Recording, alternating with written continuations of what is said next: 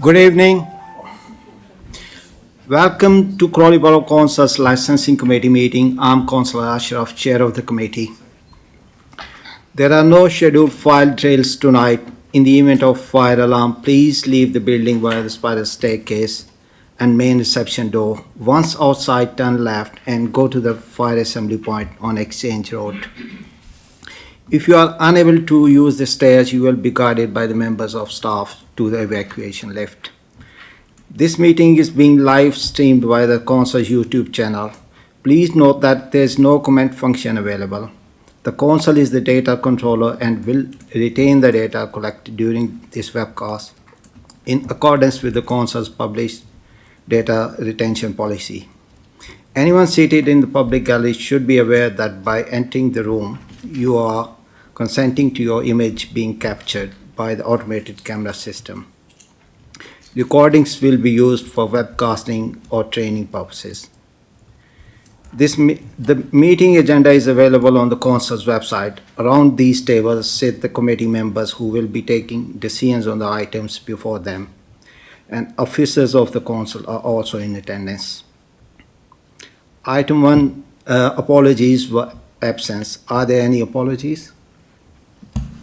We've received no apologies. Thank you. Item 2, disclosures of interest and lobbying. Do committee members have any interest or lobbying to declare? No. So we move on to item 3, minutes. The last meeting was held on 23rd September 25. Does the committee agree that the minutes are an accurate record of the meeting? Agreed. Thank you.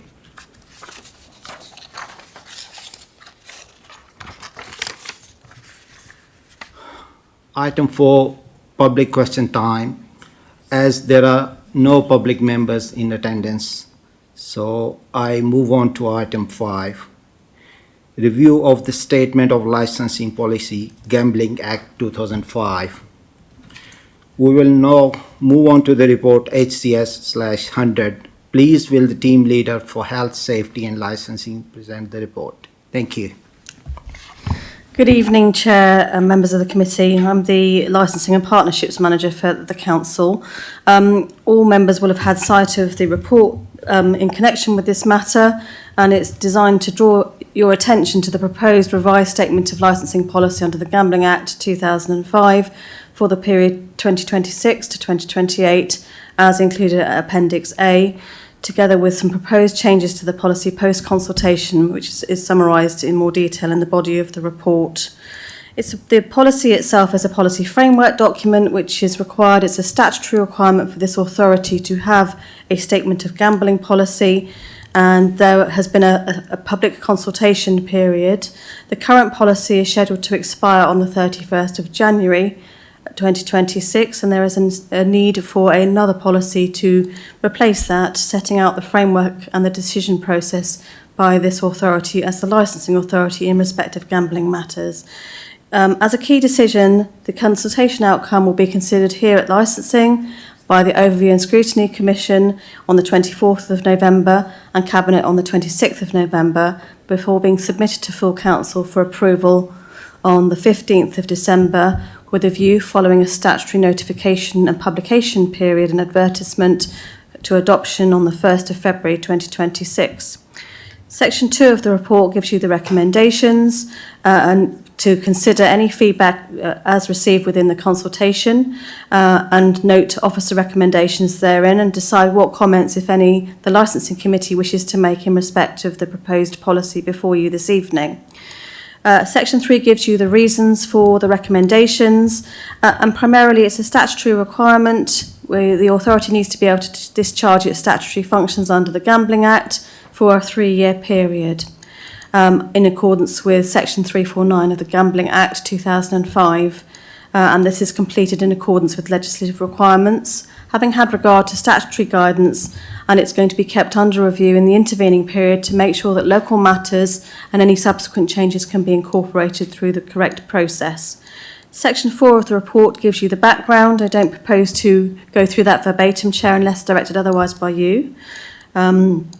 and it gives you the relevant documents that we have used to consider the Council's approach in relation to the Statement of Gambling Policy, if I can abbreviate it as such, and the statutory guidance therein. There are some very, very minor changes that are proposed for the new policy document, and ahead of its release for consultation, there were some changes made. Members will be aware that that we have not adopted a no casino resolution within the policy, preferring to keep that option open should the matter present and the opportunity present for a casino premises if the position arises in the future. There are minor revisions noted in bold in the proposed statement of policy included as part of the report at Appendix A, and there are various consultation processes and feedback that you'll need to consider. You'll be mindful of the gambling policy licensing objectives, which are preventing gambling from becoming a source of crime or disorder, being associated with crime or disorder, or being used to support crime, ensuring that gambling is conducted in a fair and open way, and finally, protecting children and other vulnerable people from being harmed or exploited by gambling. And as I've said to you already, there's a requirement to consider what stance the authority will take in terms of the policy for the next 3-year period. There have been a number of people who've been consulted within the process, and I will be updating, subject to approval or consideration today, the list of consultees who've been involved in the process. But just to confirm that the Chief Officer of Police, people who represent the interests of businesses carrying out gambling in the borough, and other people who have represented people likely to be affected by the Council's functions under the Act have also been consulted. There have been 3 consultation responses following the consultation process, and the full feedback is appended for your consideration and interest. At 6.2, Legal Counsel representing Luxury Leisure, Telaris Limited and RAL Limited offered feedback, and officers are recommending that at 6.4 the revisions are made at points 1, 2, 3 and 4 and 5 and 6 and 7 and 8 and 9, where the relevant paragraphs are noted, and amend the wording in response to the consultation. The second party making feedback as a result of the consultation is Goschalk Solicitors on behalf of the Betting and Gaming Council. And 6.5 covers that. The full copy of feedback is included at Appendix C. And 6.7 gives you the officer's recommendations as to where those consultation feedback observations should be incorporated at 1, 2 and 3. And 6.8 gives you the feedback provided by West Sussex Public Health Directorate from the Public Health Lead for Alcohol and Domestic Abuse. Again, a full copy of their feedback is included at Appendix D, and officers are recommending a series of inclusions in the policy, as previously, at 6.10 within the relevant sections and within the relevant wording included in italics. So section 2.20 as well, and section 11.23.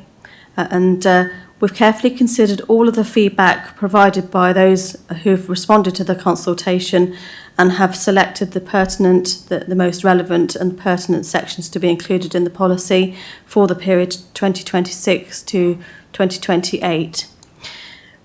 Next steps, all consultation responses and associated feedback have been carefully considered, as I've stated.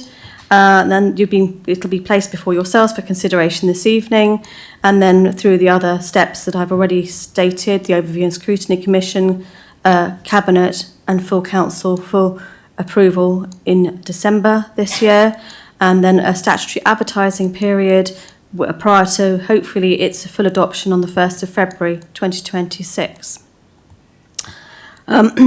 In terms of options, it is a statutory requirement to have a policy. There are no other options. If we don't have a policy, the Council is exposed and may face appeal against any decision.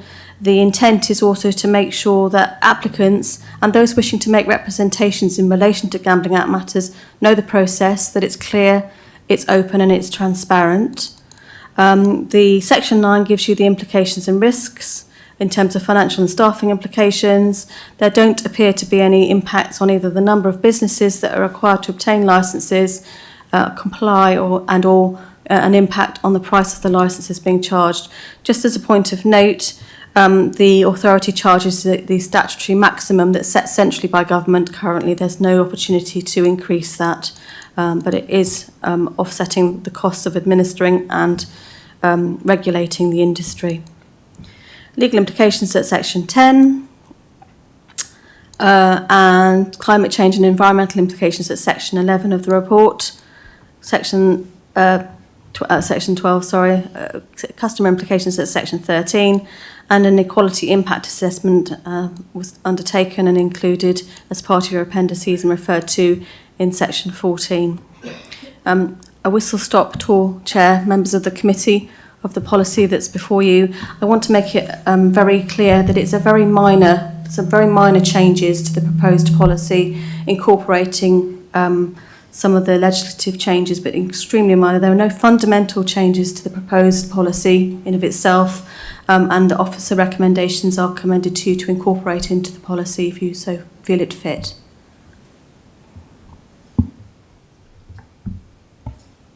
Thank you. The committee will now consider the matter. Committee members wishing to speak should raise their hands and officers will respond to queries one by one. Thank you. Councillor Crowe, please. Yes, thank you, Chairman, and I thank the officer for presenting the report. But can I just say that when the papers for tonight's meeting are nearly virtually 100 pages long, just rattling off the paragraph numbers without the page numbers is not helpful for us to be able to actually find what's being referred to. You know, I was desperately sort of scrolling through trying to find what was being referred to, and I was unable to. Indeed, I think 6.8 was mentioned. I just couldn't find it because it didn't show where I thought it would show. The reason why I particularly mentioned it, and it was referenced in the introduction, which I welcome, is, and I've been unable to find it in the report, is that there's quite a lengthy response from the Betting and Gaming Council, and I welcome that those considerations have been looked at. But could you tell me what page number, please, not just the paragraph number, because I'm unable to find it when it's just rattled off that quickly. Thank you.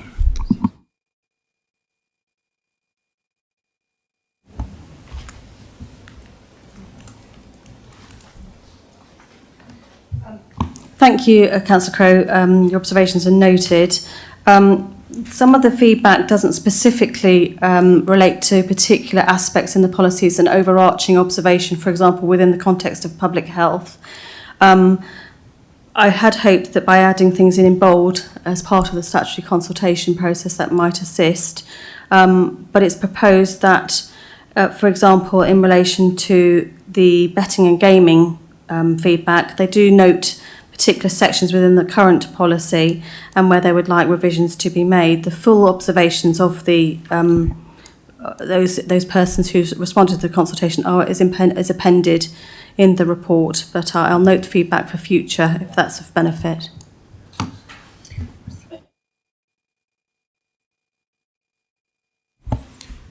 Thank you. Do you have any more questions?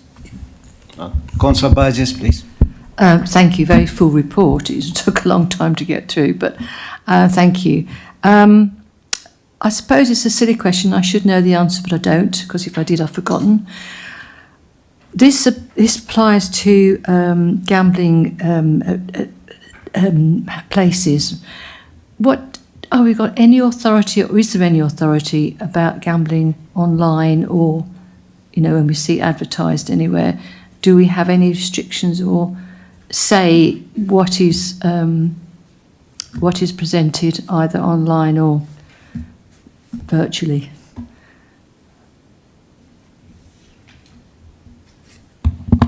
Thank you. Would you please Thank you, respond? Councillor Burgess. The licensing authority, being Crawley Borough Council, regulates gambling activities at premises, not online gaming. We do liaise closely and regularly with the Gambling Commission, and we carry out joint enforcement activity with them, but no, we don't regulate online activities. That's an entirely separate entity that we don't have any jurisdiction over, unfortunately. So at least we do have some sort of liaison with somebody. Thank you. Indeed, Chair. Yes, we do. We work closely with the Gambling Commission. We work closely with Public Health. We work closely with Sussex Police about particular concerns where perhaps a gambling premises is not conducting itself appropriately, not complying with the licensing objectives or the legislation, or indeed if someone is carrying out activities that require a licence who do not have a licence, we will often educate those businesses, often it's in a public house setting, and educate them about what licences are required, why and when. Thank you. Councillor Hilton. I'll be brief. I think in general I'd like to welcome the report. Thank you for all the work done on it. It looks like there's just minor amendments. I think it's tricky with the gambling sector because the trade industry bodies are quite strong in their lobbying. But I think we've got quite robust, and I think it's something we can build on. Just got one question really, is in terms of casinos. I was just wondering, I think our policy is not ruling in or ruling out, and obviously having all those safeguards, because obviously there are, as there is with all different parts of gambling, inherent risks, particularly in the protection of children, etc., and obviously other safeguards. What is the casino's gaming machines and mandatory conditions regulations all about? I was trying to work it out quickly, and I couldn't really quite. What is the changes? Because obviously this is a good example of where this is brought in to kind of moderate our policies, and I was just wondering what that particular part of the policy was. Thank you, Chair. We don't have a casino, as you're aware currently. We've left the option open for a resolution to apply for one should the opportunity arise to enter the race, if you like, with the Gambling Commission and central government to have that. The legislative changes that are referred to in the policy relate to primarily monetary limits that are available. Councillor, I could probably take you through it word for word, but it probably would not be appropriate for me to do so in this environment, but I'm happy to appraise you of the changes in more detail, but primarily it's to do with monetary arrangements. Thank you. Councillor Abu Musa. Thank you, Chair. Good evening. Thank you, officers, for the report. Just I have one question regarding the ID. I don't know if there is somebody checking ID before they enter, like when they buy a cigarette or they buy. I believe there is somebody should check the ID. Just I'm wondering if there is anyone to safeguarding the children and the young people. Thank you very much. Thank you, Chair. Yes, the gambling activities can only be accessed by persons who are over 18. Many of the gambling establishments have a requirement that states on the door it's at over 18s only, and or restrictions in terms of particular areas within a premises where over 18s only are permitted. Gambling is allowed in other settings where young people and children have access. For example, you'll see on, seaside piers, there's an opportunity to gamble in sort of much gentler terms, if you like, but where it's an over 18 activity primarily, which is the type of establishment we broadly have in Crawley, with some exceptions, there is a requirement to check identification in the same way that you would if someone was looking to purchase alcohol or cigarettes. To further reassure members, one of the gambling objectives is to make sure children and vulnerable people are not harmed by gambling, hence why the Public Health have given observations, and we as an authority consult with West Sussex County Council as our nominated body for children-related things and vulnerable people. And within licensed gambling premises, there is a requirement for them to have advice about GamCare, gambling addictions, gambling support organisations, but also an opportunity to exclude a person if they are exhibiting concerning behaviour, be that gambling related or otherwise, also to correspond through our Business Crime Reduction Partnership about problem individuals who might be attempting to access gambling premises who are under 18 and gamble, or indeed those who are over 18 who are exhibiting problem gambling behaviours. An individual can also self-exclude from a gambling premises as well. There's a clear process that they have to follow, and an exclusion report and process that's documented, and those are the sorts of things that we would be checking. Many of the larger organisations also do test purchases of their own, where they'll send a person in who is underage or appears to be underage, to test to see if the systems that they've implemented are working effectively. We also work collaboratively with the Gambling Commission and our local gambling inspector, Mr Isaacs, to jointly enforce the regulations and target where there are particular difficulties. Thank you. Councillor Irvine, please. Well, thank you, Chair. Following on from what Councillor Burgess asked, I appreciate if you can't answer this question because it's slightly anecdotal. Many people say to me that they don't like betting shops. They don't like the idea of betting shops being open. But do you think that gambling is easier to regulate in physical premises rather than online? And also, on another matter, how does the National Lottery fit into all this? Because that is actually a form of gambling, isn't it? And children could, I guess, be able to buy lottery tickets. Councillor Irvine, I'm not really sure I can fully answer that because I'm not responsible, or indeed this authority is not responsible for regulating online gambling practices, but there are codes of conduct in conjunction with central government and the Gambling Commission that they are regulating some of those activities. In terms of, what was your second question, if I may ask? National Lottery, that's regulated, thank you, by central government and the Gambling Commission. There's separate provisions for that requirement. And those outlets that offer the sale of those tickets are carefully managed and regulated as well. Thank you. Councillor Bellman, please. Thank you. I can just briefly answer the Councillor Irvine's question about the National Lottery. They've just raised buying tickets from 16 to 18. The signs everywhere on that. I have to buy a lot of lottery tickets for my mother. Don't ask. It's not just the young we've got to be concerned about. It's 86-year-olds that are convinced they're going to win. Anyway, I digress. This policy covers us up till 2028, when obviously, sadly, there's not going to be a borough council.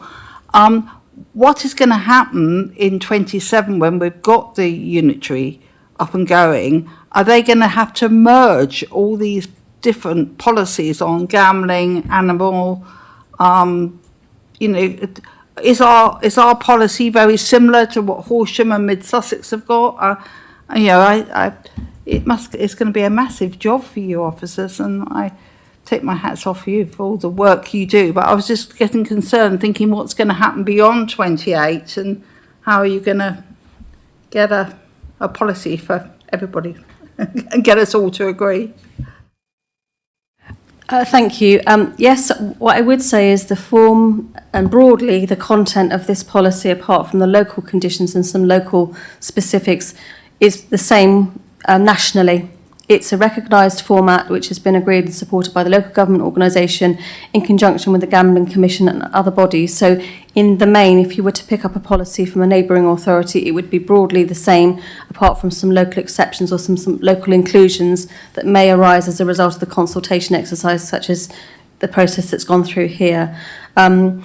More widely, I can speak in very general terms, being mindful it's not specifically on the agenda today, but we are already working, we have a number of other Sussex-wide bodies and organisations and groups that meet, local authority officer groups, for example, the East and West Sussex Licensing Liaison Group, the East and West Sussex Animal Welfare Group, and we're all working already looking on the horizon about the changing environment that we may be operating in due course and looking to harmonise some of that.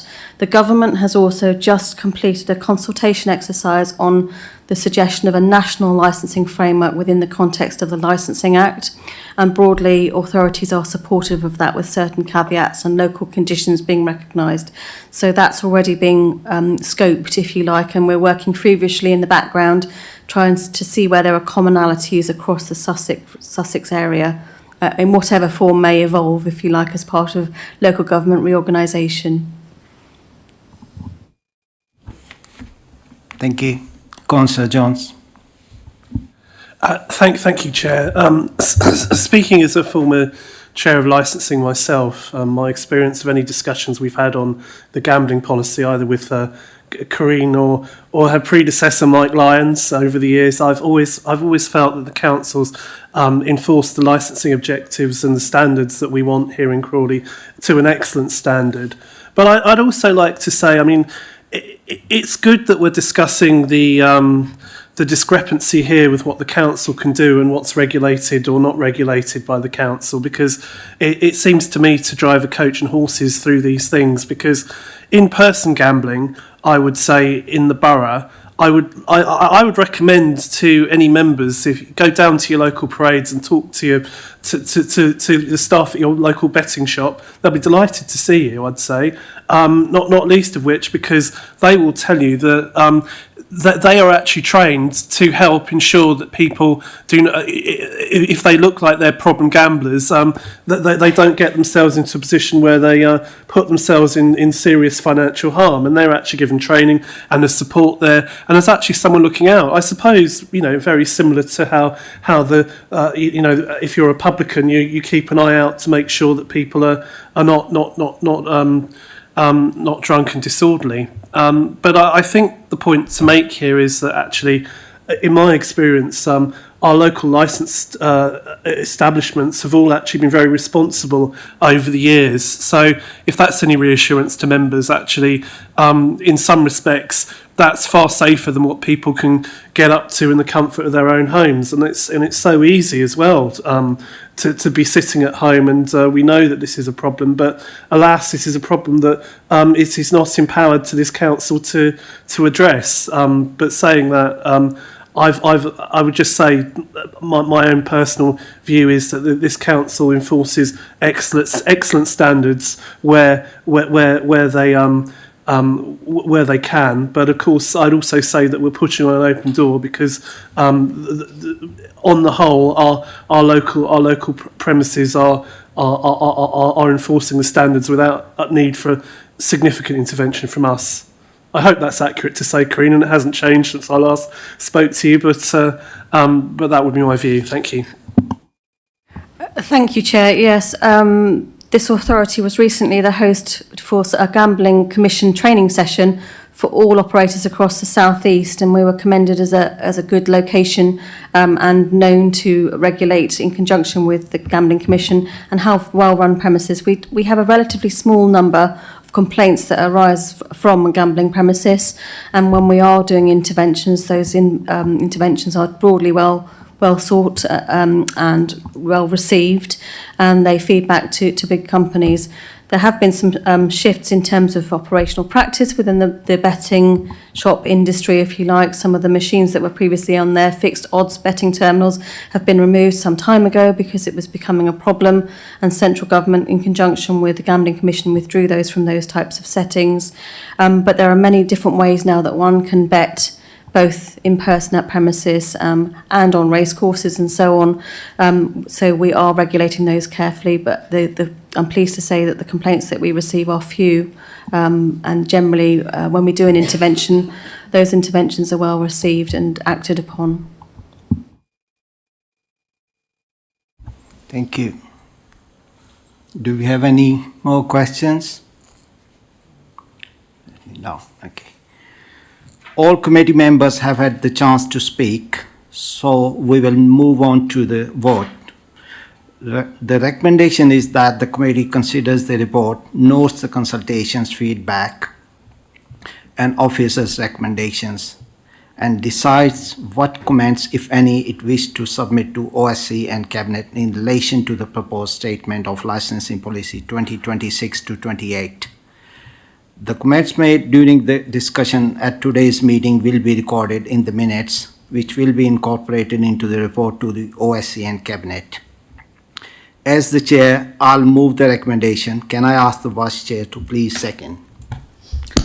I second. Thank you. Is that agreed? Agreed. Item 6, supplementary agenda. There's no supplemental agenda, so the business of the committee is concluded. I declare the meeting closed at 19:31. Thank you.